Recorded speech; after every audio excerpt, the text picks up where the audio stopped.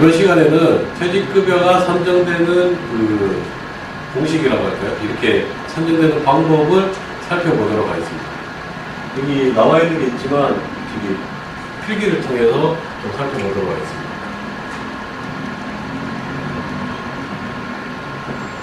퇴직급여는 지급이 돼야 될 기준이 되는 금액에다가 지급률을 곱해가지고 산정이 되도록 되어 있습니다. 이렇게 이제 이걸 떼놔서 이제 하나씩 설명을 드릴 건데, 먼저 지급률은 어떤 거에 의해서 하냐면 이제 재직 기간에 의해서 이제 산정이 되게 됩니다. 재직 기간이 얼마가 되느냐에 따라서 이 지급률이 달라지게 됩니다.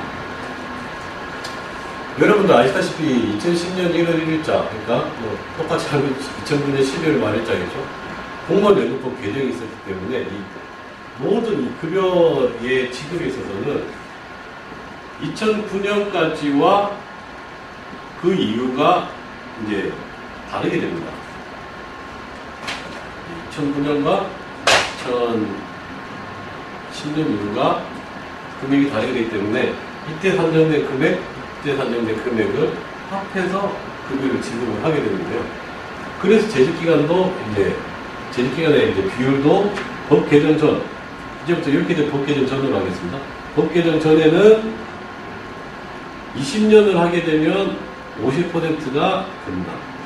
그리고 1년마다 2%씩 증가가 돼서 공무원연금법상 재직기간 최대 33년입니다. 그렇기 때문에 최대가 76%가 되게 됩니다.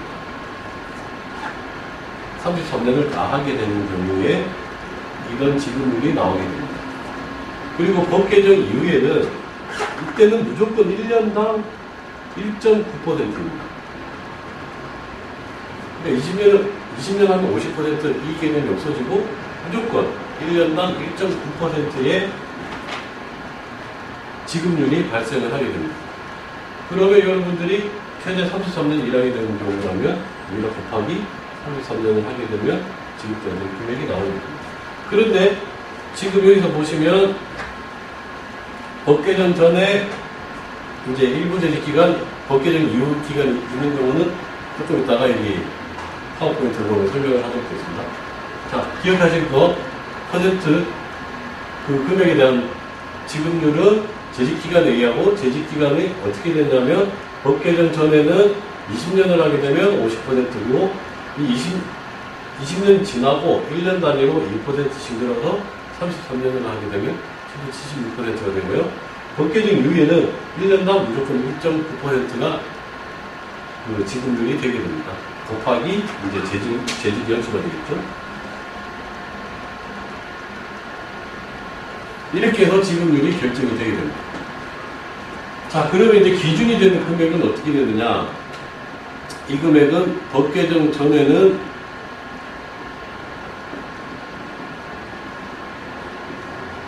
보수월액이라는 개념을 저희가 사용하였습니다. 이 보수월액은 뭐냐면 그 직종별, 직급별, 재직기간별, 호봉별로 각각 개인적으로 나와 있는 그 기호에 의해 가지고 그 직급호봉에 따라서 개개인마다 다 같은 직급호봉에 나오게 되는 그런 금액이 있습니다. 이 보수월액을 사용을 하게 됐고요. 근데 이제 법 개정 이후에는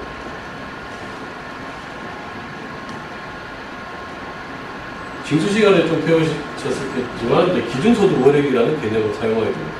이 기준소득 월액은 전년도 소득에서 공무원 그 보수에 관한 규정에 의한 수당은 더하고 그 외의 수당은 빼고, 그리고 나중에 설명을 드리시겠지만 뭐 성과나 초과 근무는 뺐다가 평균해서 더하고, 아시겠죠?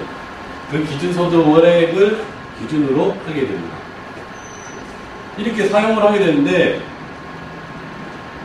연금을 하게 되면 그 법 개정까지의 3년의 보수월액을 평균을 하게 됩니다.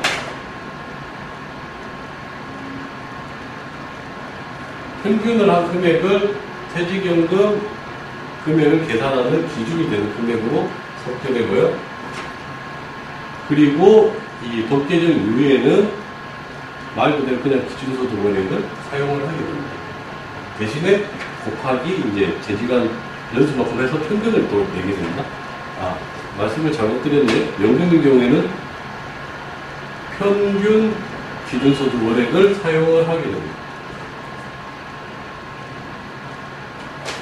연금은 3년 평균, 퇴직 전 3년 평균 보수월액, 기준소득월액은 전체 기간에 대한 기준소득월액 평균을 연금을 계산하는 금액으로 저희가 산정을 하게 됩니다. 그리고 일시금에 대해서는 일시금과 퇴직수당에 대해서는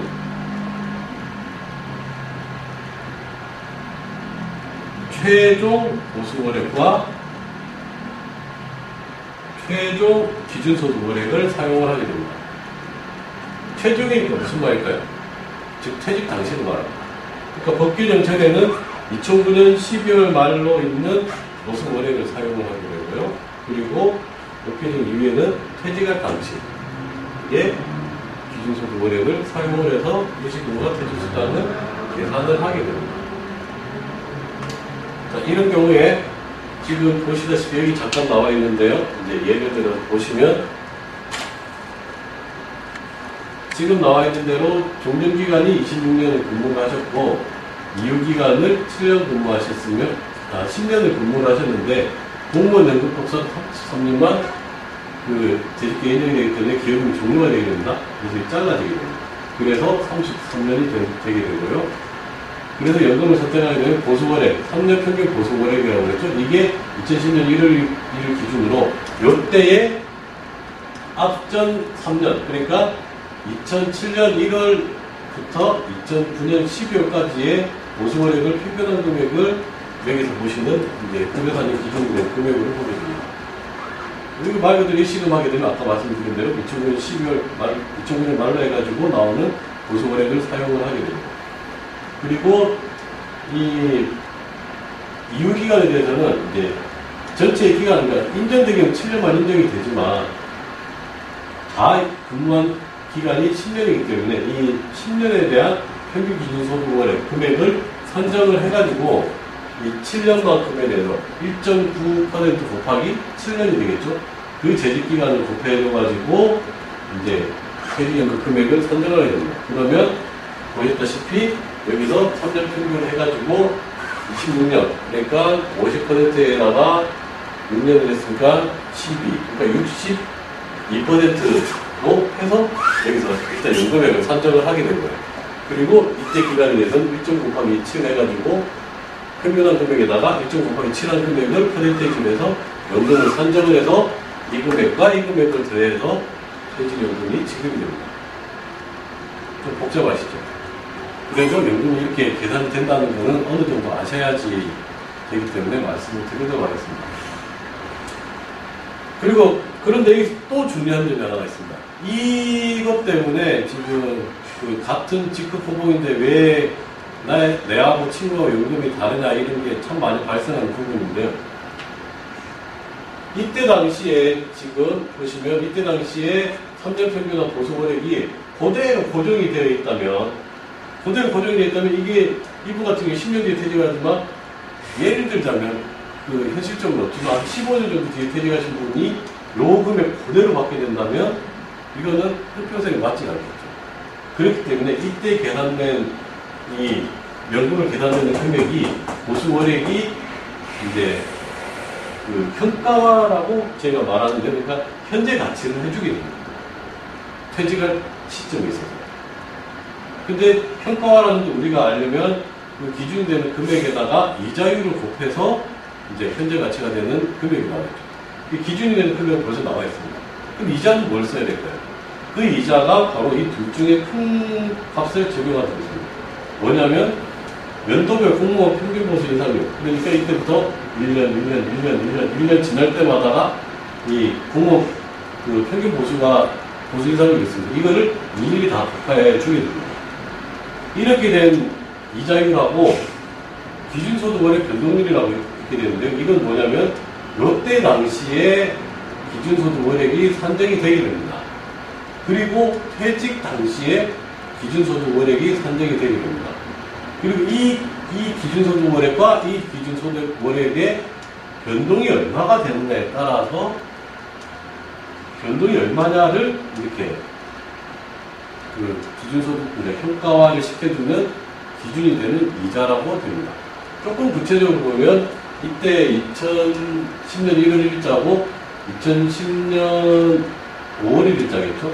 그때 그러니까 2008년 소득과 2009년 소득을 그 평균한 금액을 사용하도록은 정확하게 그 시행령에 되어 있지만 간단하게 여러분들이 생각하기에는 이때 그리고 퇴직할 때 이때 변동률이 얼마나에 따라서 기준소득 원액이 얼마나 변동이 되느냐에 따라서 평가시켜주는 이자가 산정이 됩니다. 그래서 이것과 이것 둘 중 큰 변동률을 이제 평가시켜주는 이자로 적용을 하게 되는데요.